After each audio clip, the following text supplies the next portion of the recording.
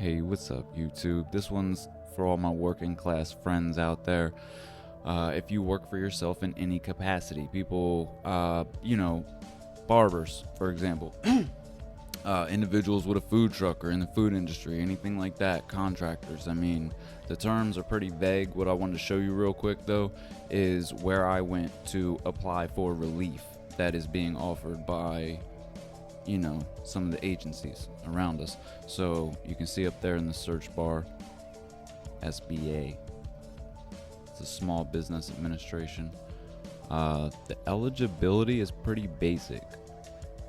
I haven't heard back about mine yet. It says it can take up to a week. It also said to expect, I think, something like 2 hours dedicated to completing this. It didn't take 2 hours at all, though. So yeah, all the basic pages right here, all the intro pages are all very basic. They tell you, some of the dollars, the numbers that they're giving away. That streamlined process requirement, it is streamlined. They've made this very easy,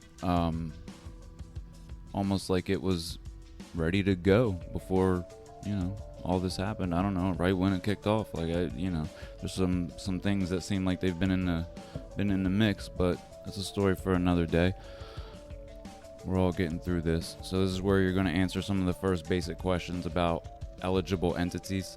If anything, maybe you can look over this before you even go to log on and know kind of if you rule yourself out. I don't think you will. Most of my, associates, most of the people I know, like that first line businesses with not more than 500 employees. Most of my people, I don't know anybody with more than 500 employees.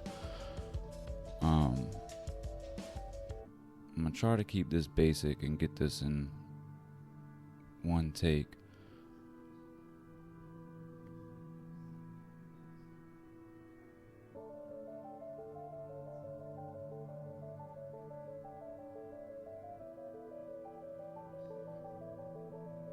So this fourth one did stand out to me, though. I thought that's kind of interesting. Live performances of a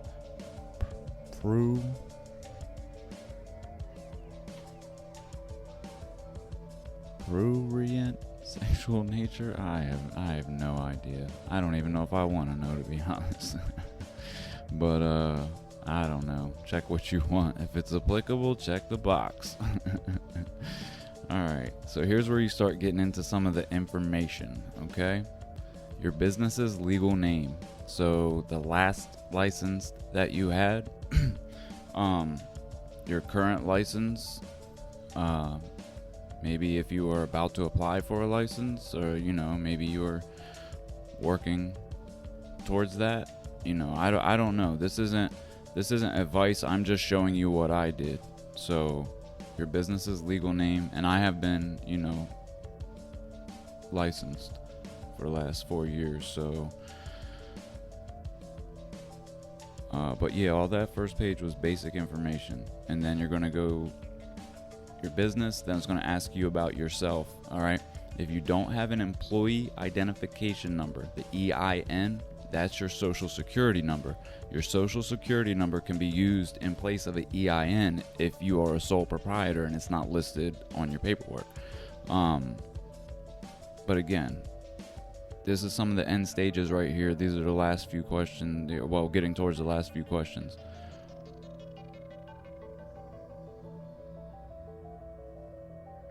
It's asking you, are you currently suspended or debarred from contracting with the federal government? Are you presently subject to any indictments? Have you been arrested in the past 6 months? And yeah, these are the things that I guess they're gonna attempt to weed people out with, but it's worth a shot. It's always worth a shot. I know a lot of people have been affected by what's going on right now, but the only reason I wanted to get this up so people could get some eyes on it and really see how easy it is, because even when I first heard about it, I didn't jump on it as soon as I should have. Because, mind you, some of these things do have caps, but it really is that simple. Type in that link that you see, right? Fill out the information. Be as truthful as you can be as to your memory, what you recollect. And if you are awarded it, make sure that it goes to improving your business. You should have a bank account already set up. If you don't have a bank account set up, there are other options. Some of these parts that I skipped over is because obviously I didn't feel like editing out my personal information. And I did include a little bit more information aside from this website. Some other things that I personally looked at for myself. So this is switching over to the state website. I chose Delaware to use as an example. Delaware is actually home to a lot of corporations. But yeah, there's a lot of small business loans and grants. There's temporary relief. This would just be a good resource to go to, period. This page particularly that I went to is for the state representative of Delaware, because she had just given a press conference and had released some good information that somebody close to me sent me in an email and was, kind of giving me some advice, like, hey, this sounds like you. This sounds like how you've been affected by this unfortunate circumstance that's among us. But it is what it is. These are what we got to do. So all businesses are eligible, when to apply, how to apply. You see, it's laid out very clearly. Really, all it takes is a little bit of time, and that's one of my I wish I would have, moved a little quicker on it, but, all of us have been affected in our own ways by this, and I've been procrastinating on some things. You lose motivation sometimes when you get cooped up. So we've been getting outdoors a little bit more. I'll probably end up posting some content on that, some videos and stuff like that. But remember, what's most important is that these resources are here for a reason, and they're owed to certain people for a reason. So take advantage of them. But remember, this isn't really advice. You have to ask yourself, is it applicable to you?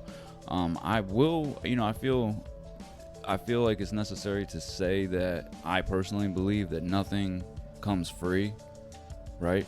So I did read on one of the, I can't even recall which one, but to apply for one of the grants, you have to accept a FEMA identification number.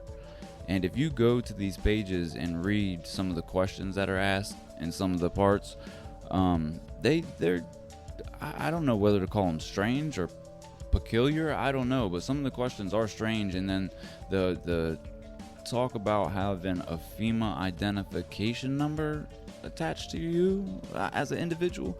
Yeah, I don't know. It just makes me a little bit uncomfortable. But we're in uncomfortable times, so maybe it's my medication. I don't know. But I just feel like none of this is free. So you have to ask yourself, do you really need it?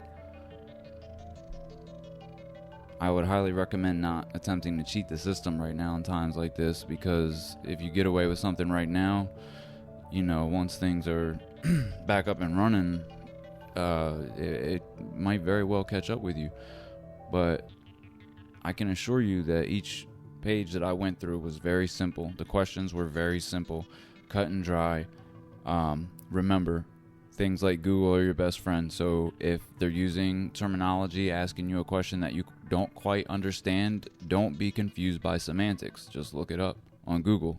Make sure you know how to answer the question, or make sure you know how to mold your circumstance into the equation. You know what I mean? Sometimes things will apply to you in ways that you don't even realize, and that's one thing I've used this downtime to kind of realize about myself, is that I had some resources available to me, because of things in my personal life that I just I didn't really know were there. But keep it simple, fill the paperwork out, and what's the worst that can happen? They say no. Like and subscribe if you want to see some more content like this. I'm gonna, I think, upload a few more videos on how to use certain resources that are available to independent contractors. So again, like and subscribe if you want to see more of that type of stuff. I'll leave some links in the description for the site that I first visited to get started. And remember, do both the federal and the state level. Look for resources on both ends. Till next time.